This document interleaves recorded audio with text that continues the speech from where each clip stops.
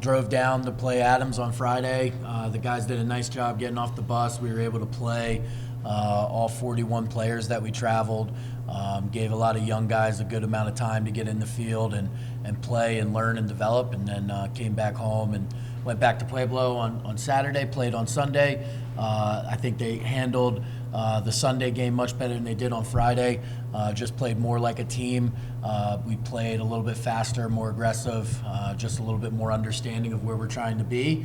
So I think it was a overall good weekend, just to start this home stretch on a positive note, as well as on a note where you're starting to get some flow and start to play together as a team, utilizing the space of the field. So it was a good weekend overall.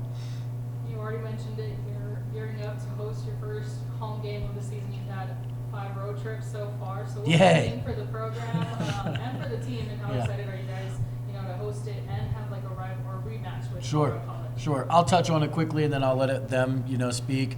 Excited to get here to play at home. Excited to have a night game. Excited to play Colorado College, which the last time we went out was a double overtime game. So obviously we have a good opponent coming in to play at home, and just excited to get back out on the field and compete against another high-level lacrosse team. So I'm sure these guys have a little bit of a different feeling from a player's perspective. I'm just glad I don't have to travel like 1,000 miles again. For the rest of the season. Yeah. Yeah, I mean, Nolan hit on it pretty spot on. Knocking out all the road, wins in games early is super huge. Pretty excited for the home games, though. Question. So you really don't even have a home field advantage because you haven't played here. But obviously the road toughens you up. Does it kind of feel like, okay, coming home, we've seen kind of a lot of different things? Yeah, most definitely. Yeah, most definitely. Like, coming into this Colorado College game, like, we already know, the scout, everything we need to do, except for it's just on our own home turf where we practice every day. Yeah, it's always nice having like your fans cheering for you and like actually getting some support and not just like boos when like you do well. So it'll be nice. Yeah, nice to get home and just give these guys a chance to play in front of their families, their friends, their significant others, as well as our staff and our community. I think lacrosse is still one of those growing games here in town, and I feel like every year we get a little bit more community support. And coming into this game with a 7-0 record from last year, a 6-1 record this year, I'm pretty hopeful that the community will come out and support us as they normally do, hopefully in a little bit larger numbers this year. Forgive me if I don't know who's who. I know we had like a 5-goal game on Adams State. AJ Nolan. 3-goal game. What is that like to have that success? Like, usually a hat trick's a big deal, but like we have guys getting 5 goals. What's going on? Yeah, I would say that's huge, especially if the 5-goal game was from a freshman. So like you said, on a confidence level, that's like huge for him, especially coming into our home stretch. Yeah, from a coach's perspective, you don't necessarily want guys scoring that many goals in a game, but when a guy does step up and play that well, they were either feeling it or the other guys necessarily weren't playing that great, and one guy kind of had to do a little more.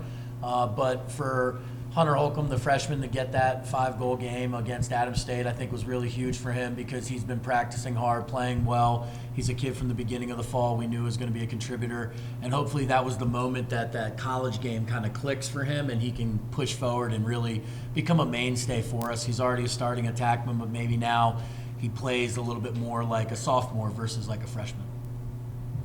So, you've got so many options, it seems like, on offense. I mean, you've got, obviously, when your freshman can score 5, every game it's like there's 3 hat tricks or somebody's got 4. To kind of take the pressure off you guys and put even more pressure on opposing defenses? Yeah, most definitely. I think this is like the best team that I've been on, one-on-one circumstances. Like you said, there's so many different threats that we can go to at all times, and all those threats are so young, so I'm just excited for the future and, the rest of the season. What I would add to that is, the way we play offense is rather free-flowing. It's not scripted. And that's kind of a school of thought within lacrosse. You're either pretty scripted and everything's kind of direct and kind of old school, or this new age of kind of free-flowing, moving offense.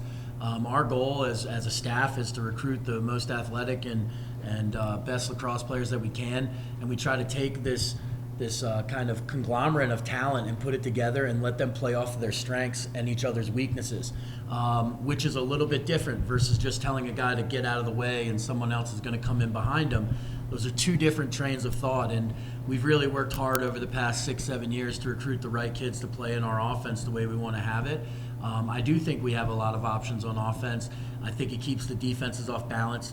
Who you're going to put a long stick defender on? Are you going to shut someone off? Are you going to play a zone? All of those things are all mindsets that coaches come into the game to try to set us off balance a little bit defensively. But our young guys are handling it well. They're doing their job, drawing slides, moving the ball. The thing that's really been positive for me to see as a coach over the past 4 to 5 games is that I don't think we're playing selfishly. And that's huge. When you have a free-flowing offense, sometimes it becomes a little selfish because it almost becomes that one-on-one in basketball, but it's not the goal. All I really need to do is get that defender to step to me, who's open, get him the ball. And they've been doing a really nice job of that, and for it to be coming from a lot of freshmen too and sophomores is huge because they're still, as a freshman and sophomore, you're still trying to make your name for yourself in collegiate athletics. But to just say, I don't need to score it, I can pass it to him or her and they can get the goal, that's really, really important. AJ, is that more fun as an offensive player? Yeah. Playing that kind of offense? Yeah, I definitely think it's more fun. And I mean, coming out of high school, I was more of a scripted offense type thing. So when I got here, it was a little bit of a change, but I like it a lot more. I mean, it's so refreshing to have a goal when you like such a like a beautiful goal when like Coach said, someone steps to you, bang the ball twice, 3 times, and then another goal happens. Like, it's a great feeling. Sorry. It's like not only is the offense playing well, back-to-back conference players of the week for defense. Yeah. So just all around, you guys are pretty what's the defense been doing? Sure, I think the defense has been doing a really nice job as well. Patty mentioned we've got a lot of options on offense. We've got a lot of options in goal. I mean, Nolan has started 3 games this year. He's got 3 wins in those 3 starts. We've started Mogi in 3 games and Joey in 1. So we've got different options that we can play in the goal. The defense is very strong. We knew coming into the season that's a place where we could kind of lean on, especially in the field. The goalie play has increased tremendously over the past couple weeks and made us better. So, I mean, I think, if Nolan wants to talk on it from a defense perspective, kind of how things they've been playing the past couple weeks, I think they've been doing a nice job, though. I mean, it's always pretty easy when you can, just have the offense do their thing. It takes a lot of pressure off us, and we can kind of just play and react. Like, we don't have to, like play under pressure. Like, we're not like, oh, we have to get this stop, or, like, they're going to score. Like, it's like if they score, it's like we know that they're going to get the goal right back. Like, it's, like, way easier to play. I don't think goalie lacrosse would be incredibly hard to play. I mean, you got guys running at you with sticks, and you're like, where'd they go? I mean, is it just reaction?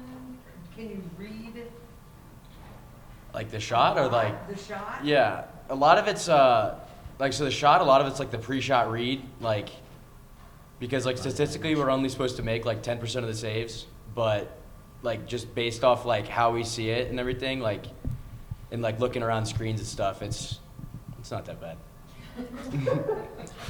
He's trained to read the body language of the shooter. The goalie's trained to read the body language of the shooter, and that body language is going to give you a key to maybe where the ball's going, and then he's reacting from that. Okay. All right, questions of the week, this or that, answer all at the same time. Try not to think about it. All right. Halloween or Christmas? Christmas. Burgers or tacos? Burgers. Doing the dishes or doing the laundry? Laundry. Smoothie or milkshake? Milkshake. City or country? Country.